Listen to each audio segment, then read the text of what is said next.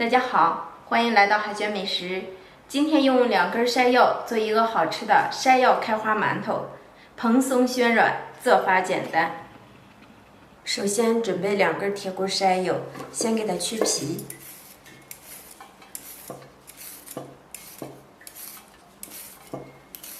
去皮的山药冲洗干净，切片。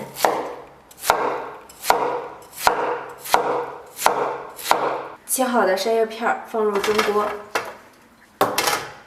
开中大火蒸至软烂，大约需要15分钟时间。蒸好的山药片放在破皮机中，或者是用擀面杖压成山药泥。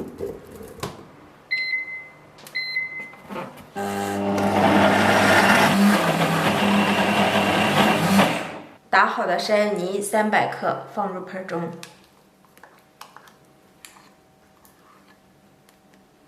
山药泥晾至微凉后，加入5克酵母，20克白糖，白糖的量可以根据自己的口感来添加，2克的无铝泡打粉，然后加入500克的普通面粉，搅拌均匀，搅成大面絮状。觉得面有点干，我们再加入50克的牛奶。如果面团不干，就不用加这些牛奶了。加入10克的玉米油，下手揉成团儿。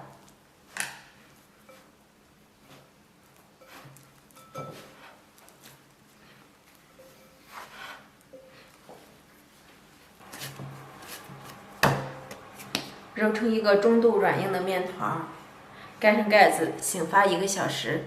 看一下这面团醒发的状态，明显变大，里面全是这种蜂窝组织。接下来我们放入2克的小苏打，加入一点点的温水，稀释一下小苏打，揉成面团，把面团揉匀。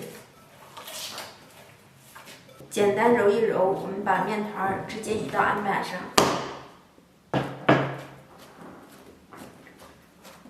中间压一压。为了配色好看，我们放一些紫薯，还有红薯，充分的把它揉在里面，把面团排气。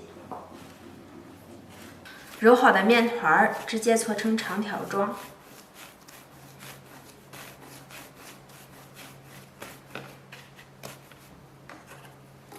切分成大小均等的面剂。重点来了，案板上放一些干粉，取过一个面团，由四周向里叠加压面，一边转动面团一边叠加。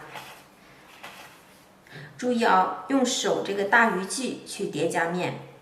中途我们可以在面团的表面再放一些干粉，继续重叠压面。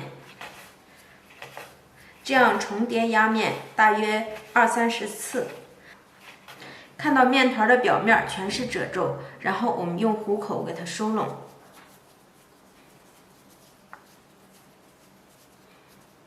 收好以后，剂口朝下，整理一下，把剩下的全部做好。做好的馒头直接放入蒸屉中。2个馒头之间要离开一点距离。